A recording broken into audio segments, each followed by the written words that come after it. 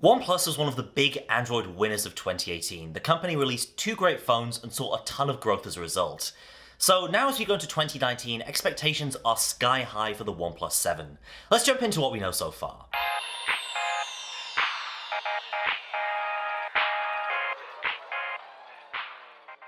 First of all, let's just reel off a few things that are basically just common sense. OnePlus will almost certainly release two flagship phones in 2019. The first will probably be called the OnePlus 7, and it'll almost certainly land in late spring or early summer.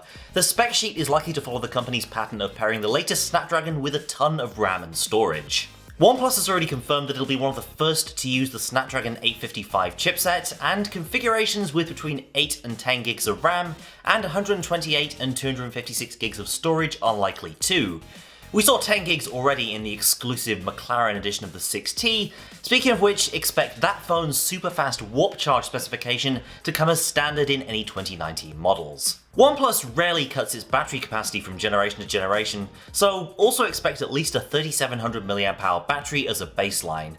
Don't hold your breath for wireless charging or a headphone jack though. OnePlus's charging strategy has been based around fast wireless charging for so long, and after coming out with USB-C bullet earphones for the 6T, I think it's unlikely we'll see a 3.5mm jack in the OnePlus 7. So with that out the way, it's time to get to what we actually know about the OnePlus 7 based on the few reliable leaks out there. And most of this stuff comes from two leaked photos that have emerged over the past couple of months. The first and most reliable was outed on Twitter by Ishan Agwal, and this one is super interesting not just because of the phones in the picture, but also the people. In the bottom right of the frame here, that's OnePlus CEO Pete Lau, and he's holding the same prototype device that's shown on screen in the presentation.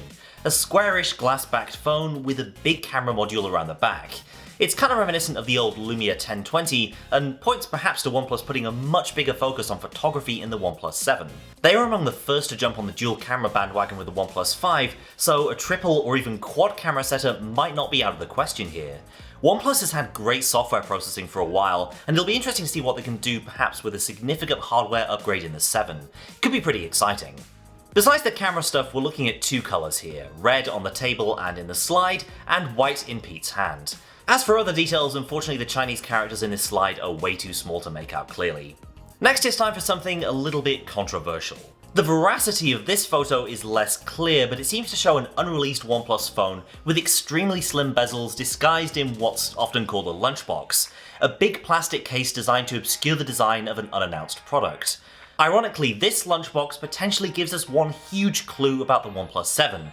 Just look at that space up top for what could only be a pop-out camera. This is a big deal because of how unusual it is, sure, but also because of the unique set of design compromises involved in a pop-out camera or slider design. The main benefit, of course, is that there's no notch, because the camera either pops out of the bezel or slides up. But having used sliders like the Honor Magic and Vivo Next 2, we've seen that there are a bunch of challenges involved in making this work.